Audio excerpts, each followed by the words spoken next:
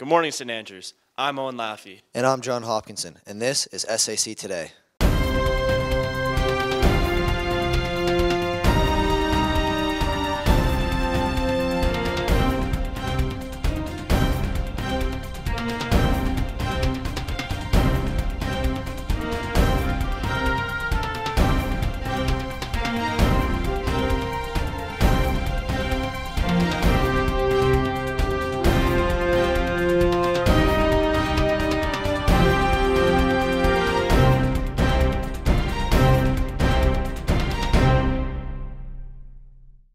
Today we celebrate the winter term academic achievements. Congratulations to all the students who won awards today. Most grads have already completed their university applications. Some even have offer of admissions. I sat down with some of my fellow grads to see how the process went for them. At this time of the year, grade 12 students are starting to hear back from universities and starting to narrow their choices of where they want to attend school next year. I went around and talked to some of the grade 12 students about their university application process and how it's going for them. Currently, I've done 6 in the U.S. and I've done 3 in Canada, but I've done several programs for Canada as well. So I've applied to several schools for more than one program. I applied to 6 in the States and 5 in Canada. So far, 5 different programs. They've been going pretty good. Been working on supplementaries and stuff like that. Trying to keep my grades up. Other than that, yeah, it's been pretty good. So far I've gotten all the applications that I need on time and submitted in. I had supplementals to do for a few universities in the States and also in Ontario. Other than that though, it's going pretty well, just waiting for responses and offers. I'm just wrapping up. I'm working on a few scholarships now, working on finalizing a few applications. All the U.S. ones are done, and now I'm just waiting to hear back. So far, I think just getting the supplementals done, the essays, that's pretty much the most stressful part of the applications because you really have to take time and think about what you're writing about. And a lot of the questions kind of ask you to dig deep. A little bit, yeah. You know, it's a little bit stressful not knowing whether or not you'll be accepted. So, of course, I want my first choice, my second choice, just to know. It's pretty stressful, but I think everyone kind of helps each other out. We all get through it. Everyone has to go through it, which helps a lot. And yeah, it's almost over. We're in the home stretch now, so.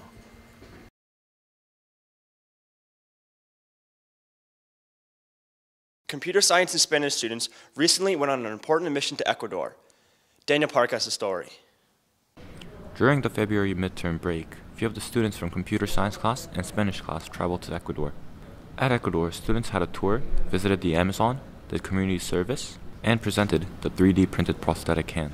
So we started the journey off in Ecuador in the capital city of Quito at around 8,000 feet. We climbed all the way to 12,000 feet and we saw the equator, which is super cool. And then we went all the way back down to 1,000 feet to the Amazon. We also visited the local farm, tried all sorts of fruits.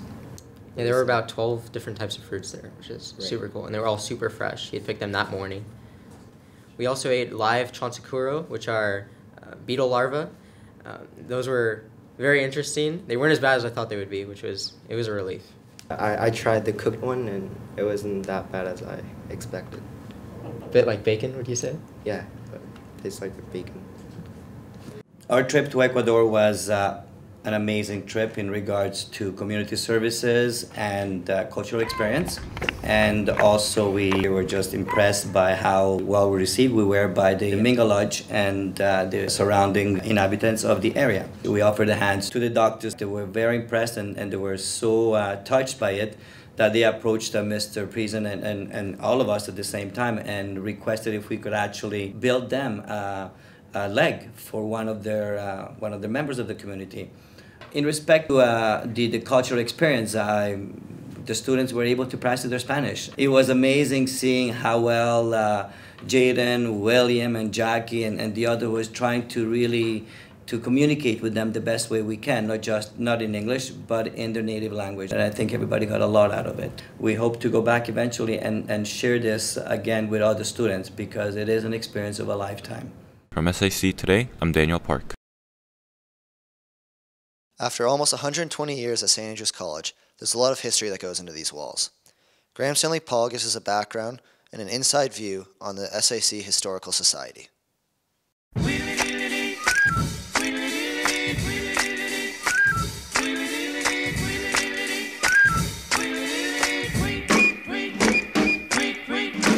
There's a good chance that you don't know the St. Andrews College Historical Preservation Society.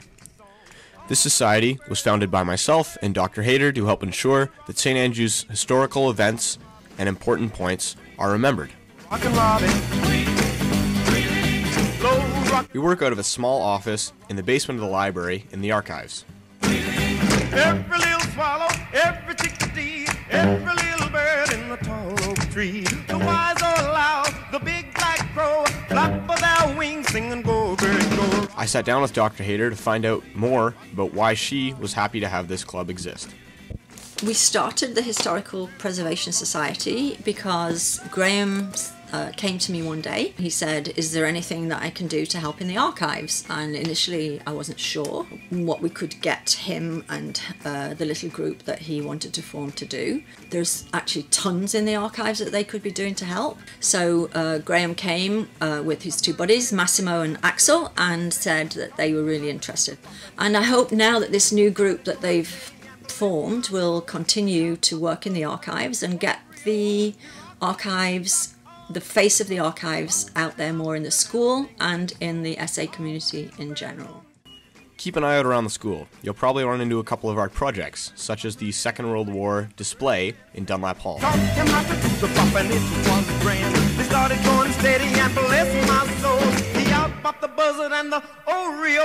For SAC Today, I'm Graham Stanley Paul.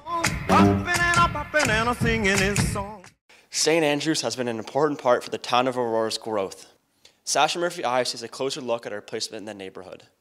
In 1926, needing more space and a setting away from the city, SAC moved to the present Georgian-style 110-acre campus in Aurora. For 92 years, SAC has been in Aurora and has been a major part of the community. I was able to reach out to the current CAO to hear his thoughts on the role that SAC plays in Aurora. My name is Doug Nader-Osney, and I'm the Chief Administrative Officer for the town of Aurora. I was introduced to St. Andrews College, and what an experience I've had in the limited number of interactions I've already had with St. Andrews College. I've come to learn that it's an integral part of our community. We're exceptionally pleased to have St. Andrews College, and it really helps us puff up as a small community because we have a lot more resources and amenities than we would have if we didn't have St. Andrews College. What fuels the small town of Aurora is the many businesses located here, such as Shawarma-land. It's safe to say that Shawarma-land is one of the favorites of the students at SAC.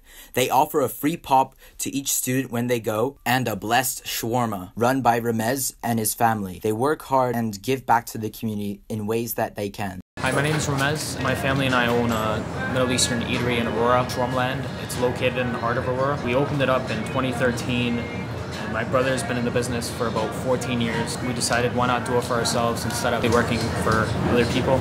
So basically for the students, they get free pop with any of their orders. We also have parents and we have staff coming to us.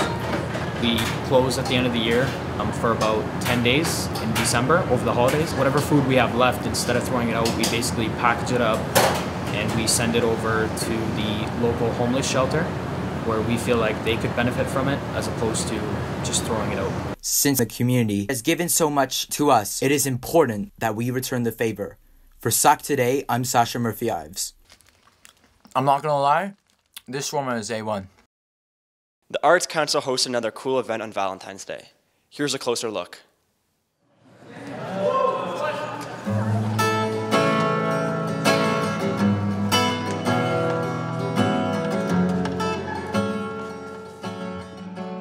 This Valentine's Day, the boys of SAC and the girls from Trafalgar Castle hosted the annual coffee house which took place in the gallery.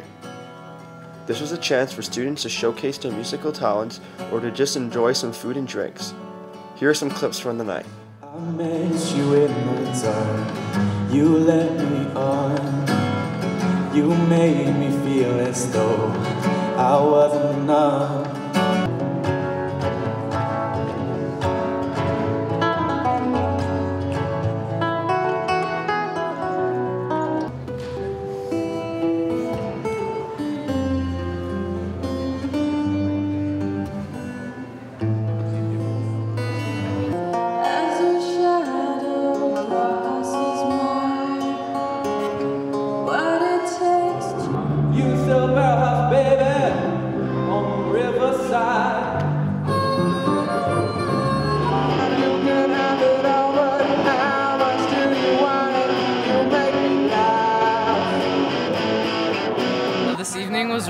good. I think 38 girls from Trafalgar showed up, and probably more than that amount of guys showed up too, and it was really good. Everyone's having a good time, a lot of mingling going on, a lot of good singing and other performances, and a really good showcase of talent.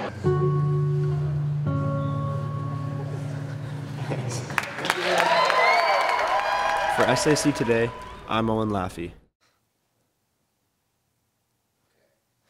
Oh, hi there. Finally, we leave you with some more musical highlights from our Pipes and Drums band, as they performed this past week, Thursday and Friday night at the Celtic concert.